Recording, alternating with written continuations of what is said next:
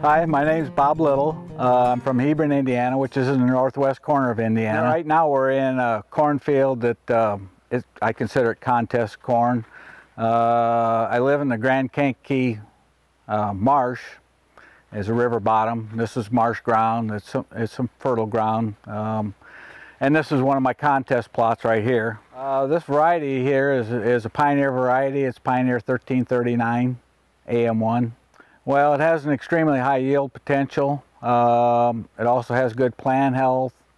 It just has a lot of good characteristics, but it's high yield potential that I'm after with this particular variety.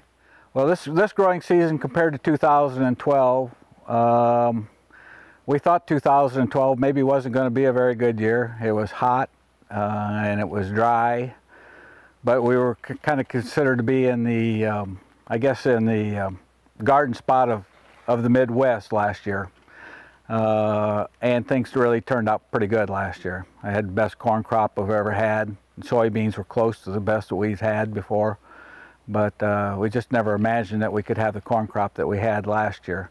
Also, one thing we had last year with the heat and the dryness, we did catch some timely rains, but we had a lot of sunlight last year, and I'm a believer that a lot of sunlight helps the crop a lot. Well, this year it's been, the weather's been pretty variable this summer. We're very dry right now. You maybe don't see much stress on the plants right now, but since the beginning of July, we've only had about 1.5 inches of rain at this location right here. We got started off with a pretty good growing season. We had plenty of moisture going up into the end of June, even the beginning of July, but the deterioration doesn't show much right here, but if you get in some other areas very close to here, you can see the crop really deteriorating almost hourly, it seems like. We've had a lot of cool, cloudy, well, we had a lot of cool nights, and we've had a lot of cool, cloudy days this year.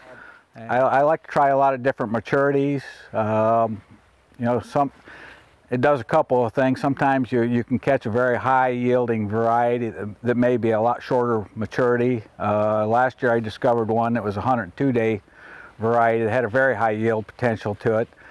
And but you know, your years change as far as the weather periods change with tasseling and flowering and maturity. And so I believe it's a good idea to spread risk, just as a general practice. And I like to look at a lot of different varieties. Probably the heart of the maturity range in this part of the country would probably be considered 106 to 112 day. But like I say, I like to try both ends of the spectrum and beyond. I use a starter, not a pop-up, because it's a little bit peculiar way to even put a starter on. I put my starter on approximately 4.5 inches to both sides of the row. Whereas most people only put a starter on in one band and put it closer to the seed. But it seems like I've had real good results with that. I have tried pop-up, but it was years ago, and I do believe there are values in pop-up, but it's just not something that fits into my operation right now. Okay. Well, the value of the contest of my farm is it's given me the opportunity to try, well, maybe not the opportunity, but the inspiration to try a lot of different practices, and they've carried over to the rest of my farm for the biggest part.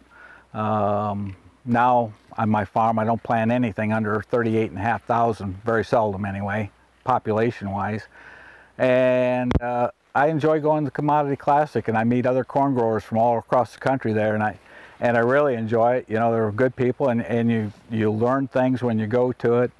And it's just an inspiration to work on better practices, I think.